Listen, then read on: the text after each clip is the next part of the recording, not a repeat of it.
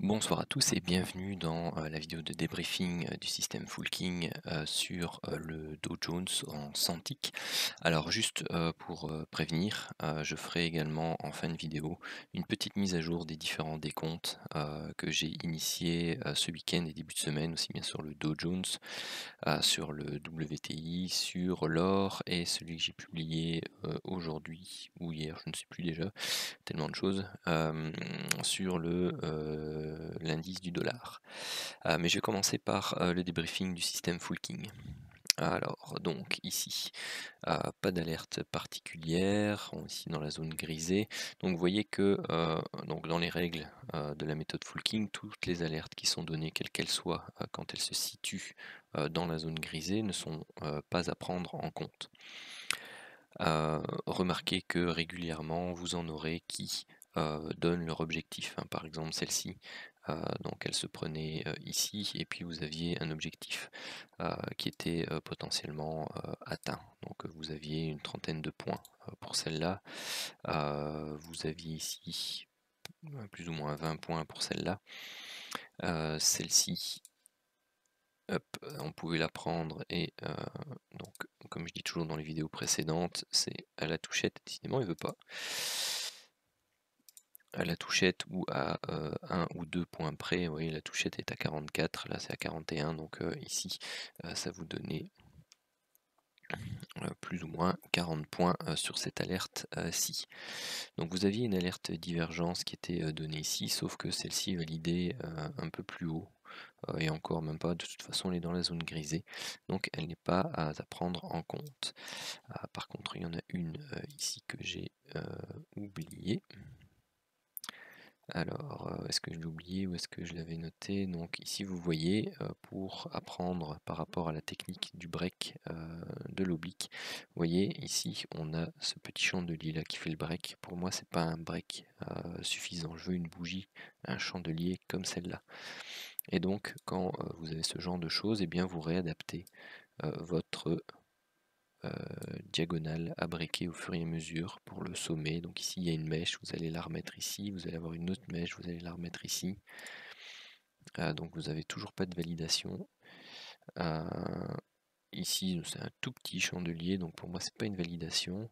Généralement quand j'ai un chandelier comme celui-là, j'attends le chandelier suivant et je regarde ce qui se passe. Ici c'est rouge dès le départ, donc du coup hop, on, on- on modifie, on modifie, on modifie, et finalement on arrive à ce beau chandelier là, qui est limite par rapport à la zone grisée, et on donnait uniquement le setup 1. Donc la divergence, c'est celle-ci, hein. Touc, touc, et qui est validée ici sur l'indicateur, cet endroit-là, hein. Même si elle n'a pas été donnée par la petite barre. Et souvent, je vous indique également que quand vous avez une divergence ici qui est invalidée parce que l'indicateur refait à nouveau plus haut, regardez le précédent parce que il fait très souvent une divergence avec la zone précédente ici au niveau de l'indicateur, qui elle peut parfois être non indiquée comme ici et donner de très très bons résultats. Donc ici, bon ben ça donnait 50 points et on était à BE pour le setup 2. Ici, vous aviez une seconde alerte divergence qui était donnée, donc à nouveau à quelques points près, donc on va dire 40 points et BE pour le setup 2. Si vous étiez un peu plus patient, bah, vous l'aviez ici, et si vous étiez même encore un peu plus patient, vous allez rechercher ici l'objectif du setup 2. Donc après, tout dépend de votre degré de patience aussi. Moi, je le fais de cette façon-là pour fonctionner quasi à l'identique, comme si c'était un robot qui travaillait. Donc la plupart du temps, je vais dire 90% des positions, j'ai la réflexion de travailler comme un robot. Ensuite, zone grisée. Donc ici, vous aviez une alerte divergence baissière qui était donnée. Alors ici, bon, celle-ci, n'a pas réellement été invalidée puisqu'on n'a pas fait de plus bas. Donc celle-ci, je la compte pas dans les statistiques. Mais regardez que eh bien, vous aviez une alerte dans le sens opposé, ça pouvait vous donner le setup 1 plus ou moins 40 points.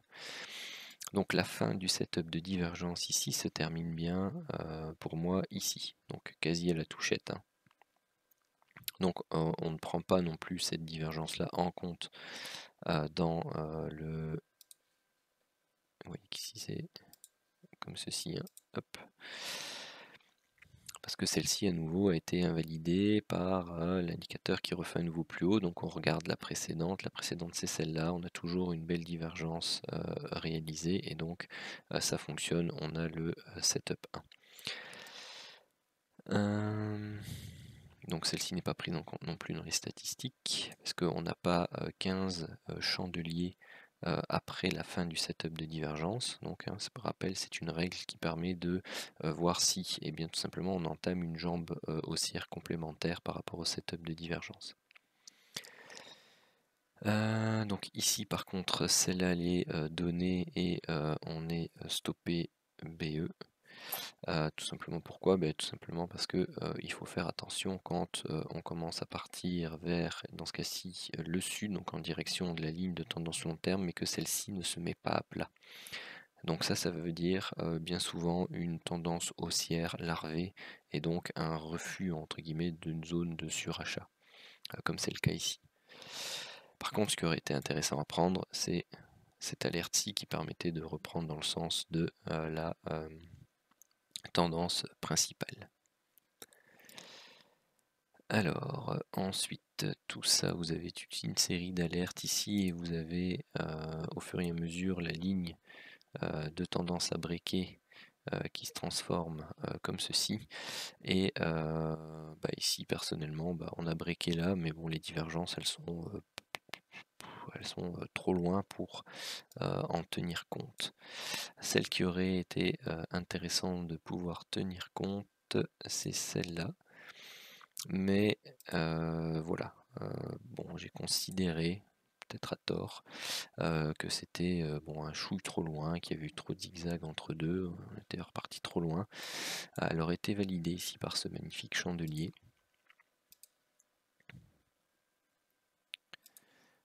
Et elle aurait donné un magnifique setup 1 et un magnifique setup 2. Donc au niveau des objectifs, donc elle aurait donné 85 points setup 1 et ici, sans retourner chercher notre BE, elle aurait donné 230 points pour le setup 2.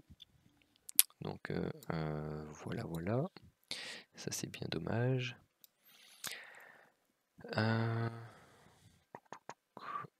Ensuite, ici, donc on n'est pas en...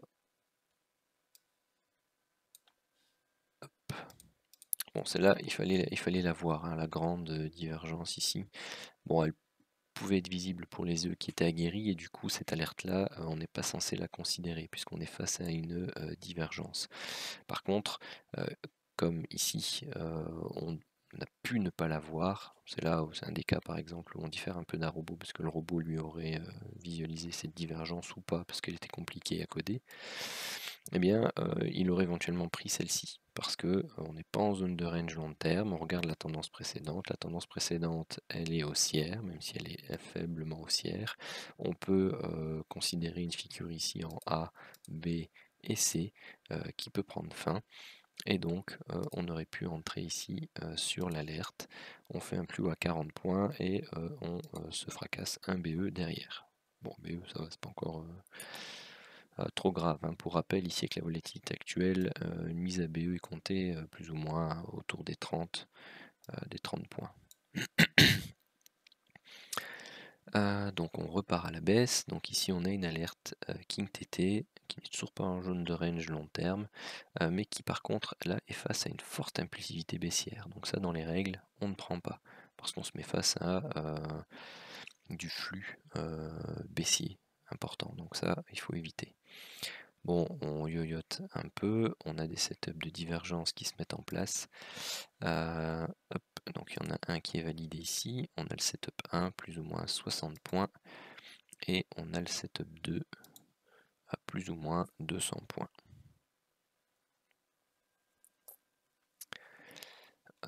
OK.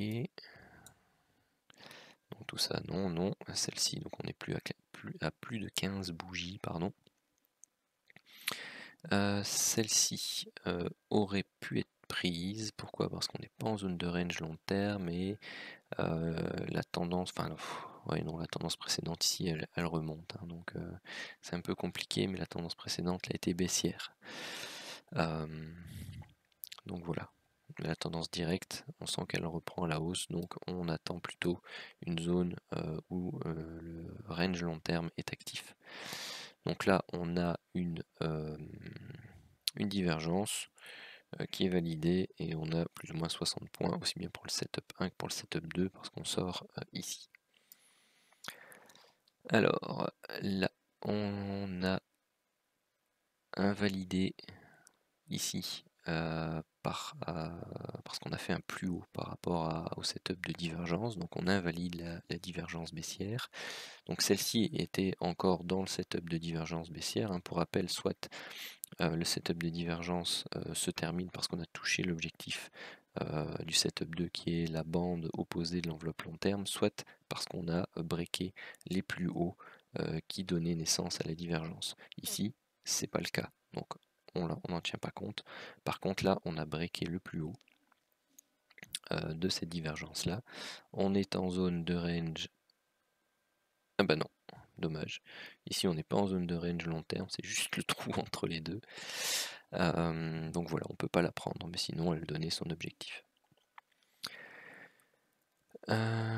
Ici pareil, là on a une divergence qui est donnée, on a l'objectif du setup 1 à 50 points et l'objectif du setup 2 à, on va dire, 80 points.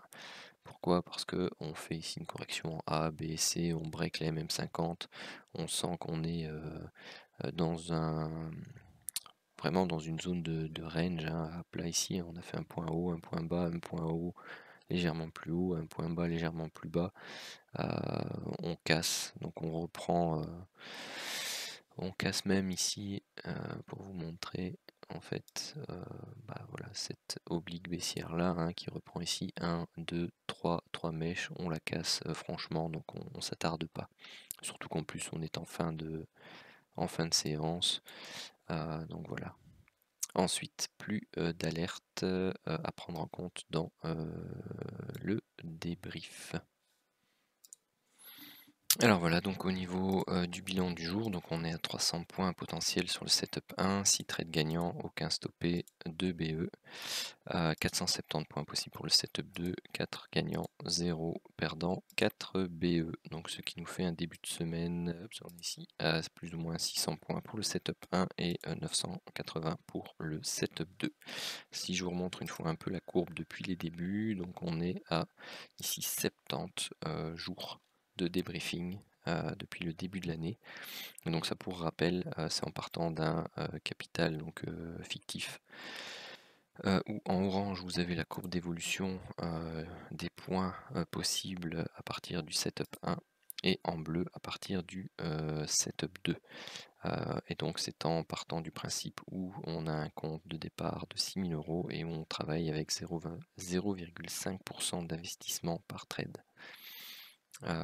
Donc voilà. Donc on partait de 6 000 et puis on est à, je vais la regarder ici, c'est plus simple, 46 000, presque 47 pour le TP2, enfin pas le TP2, le TP du setup 2. Voilà. Bon, après ce sont les mois, et ici pour le mois d'avril on est entre 6100 et 7500, donc on avait encore beaucoup de volatilité ici les 2 premières semaines, on sent que ça se calme franchement. Ici pour le mois de mars, c'est ce mois là qui fait un mois de folie en fait, hein, parce que forte volatilité, vous avez 16 500 points ici et 22 000 ici. On retombe en fait dans un mois d'avril un peu comme dans le mois de février, avec des journées un peu semblables, hein. Vous voyez qu'on part un peu plus ici dans la dernière semaine, mais on retombe dans des zones de points plus ou moins ici, donc 6600 pour le setup 1 au mois de février, 7700, 7800 pour le setup 2. À mon avis, c'est plus ou moins dans ces eaux-là. Bah non, on y est déjà.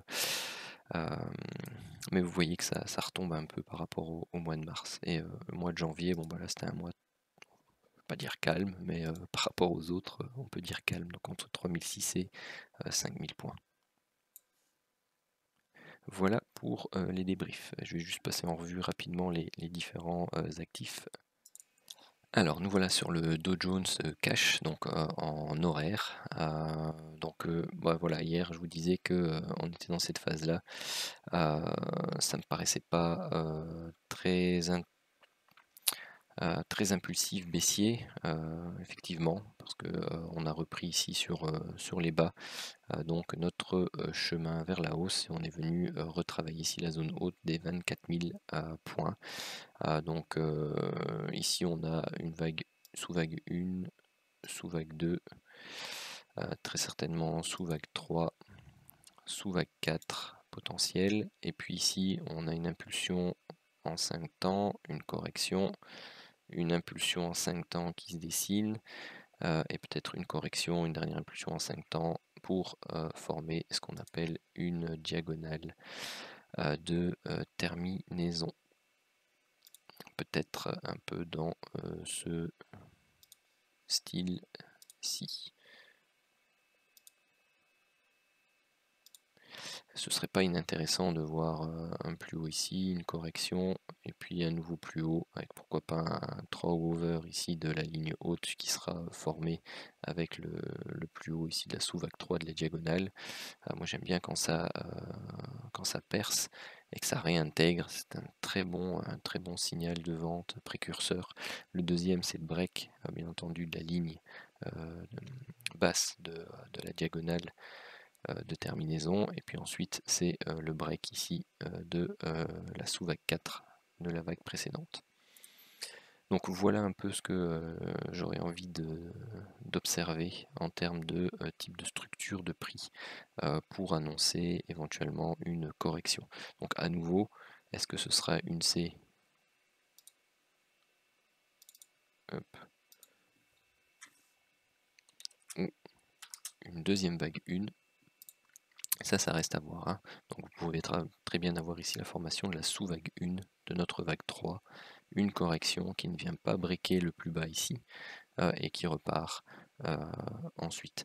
Vous pouvez très bien également avoir cette grande vague 1 ici en bleu qui en fait est une diagonale d'initialisation. Et donc on fait une vague 1, vague 2, vague 3, vague 4, vague 5, et on se retrouve dans le même cas de figure ici, et puis on a un break, et on va rechercher ici cette zone-là, la zone des 20 750, voire éventuellement le double bottom larvé, mais sans faire de plus bas, ici autour des 18 400 par exemple, avant d'initier une belle vague 3. Mais bon, ça ce sera en son temps.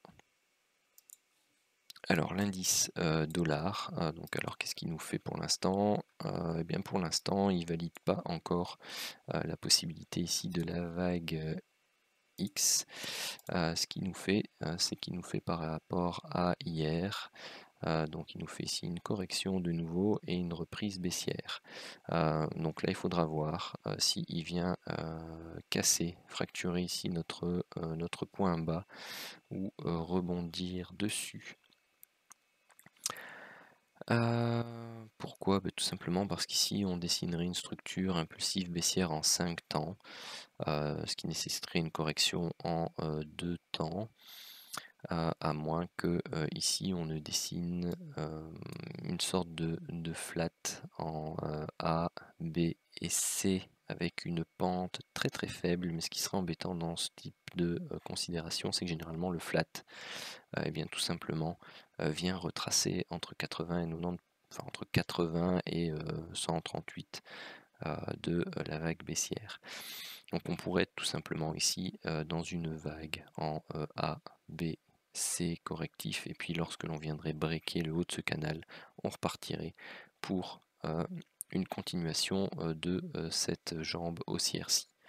Donc à surveiller. Pour l'instant, je dirais qu'il n'y a rien de confirmé à ce niveau-là. Alors au niveau, du WTI, ce que j'envisageais donc par rapport à, ce point bas-là qui pour moi, serait une, vague 3, eh bien c'est une correction, en ici A, B et une vague C, qui, pour l'instant, eh bien, a du mal à, se terminer. Donc là, on a plutôt une correction de type complexe. Donc je parlais hier ici par rapport, au graphe que j'avais posté, donc une, vague Y soit en A, B et C, ou alors une vague Y en X, qui est assez rare, mais qui peut se produire, et qui généralement se produit plus quand on a une correction en W, X, Y, X, Z, et vous avez la vague Z en fait, de la correction très complexe qui se termine en triangle. Donc ici le triangle a servi de petite sous-vague B pour la Y pour l'instant, donc A, B, et là on fait la C. Donc ce qui sera intéressant de voir, c'est si on vient casser à la hausse cette trendline ici, et que l'on vienne fracturer ici les 28,60 pour aller rechercher le contact avec ce haut de canal, éventuellement faire un double top ici avec la vague X pour finaliser notre vague 5 et donc notre vague 4, et ensuite repartir à la baisse. Donc c'est ce que je vais surveiller. Maintenant, si on vient réintégrer ici le sommet de la vague 1, eh bien ça voudrait dire tout simplement qu'ici on a fait notre vague 5 comme décrit sur le graphique hier, et que là on est dans une sous-structure en vague 1, vague 2, vague 1, vague 2, vague 1, vague 2, mais là on devrait avoir une vague 3 impulsive, une petite vague 4, une vague 5 qui donne la deuxième vague 3, et avoir quelque chose de fortement impulsif baissier qui vient casser ici le point B pour dire d'avoir finalisé donc notre correction de vague 4. Et ensuite il me restait le gold. Donc le gold pour l'instant, donc il est toujours dans cette ascension, donc dans ce canal ici que j'avais défini, pour une vague 5 éventuellement en extension, donc ça c'est une possibilité. L'autre possibilité, c'est que ici on a fait une structure en 1, 2, 1, 2, là on fait une 3, on va faire une 4, on va faire une 5 pour la 3 principale, une 4 et une 5 pour aller rechercher des objectifs un peu plus hauts. Donc si je me remets en journalier pour voir le décompte précédent, donc voilà, après on sera sur les plus hauts historiques, enfin pas historiques, mais c'est plus haut là. Hop. Autour des 1915-1920. Donc ça referait une sacrée correction haussière par rapport à ceci. Et puis si, je pense que c'est quand même les plus hauts historiques. Donc voilà, donc pour l'instant, il faudrait que ça devienne beaucoup plus impulsif encore pour prendre le scénario en vague 1, vague 2, vague 3. Vague 1, vague 2, vague 1, vague 2, vague 3, vague 4, vague 5, qui fait une 3, une 4, une 5, et chercher le double top ici pour ensuite soit l'exploser tout simplement et continuer donc une sous-structure impulsive, ou retomber et venir corriger la suite. Donc voilà pour l'ensemble des décomptes qui étaient ou qui sont en cours pour l'instant d'études. Pour ceux que je n'ai pas encore eu l'occasion de faire et qui m'ont été demandés, eh bien laissez-moi un petit peu de temps que j'essaye de m'y pencher. Voilà, sur ce, je vous souhaite une très bonne soirée ou une très bonne journée.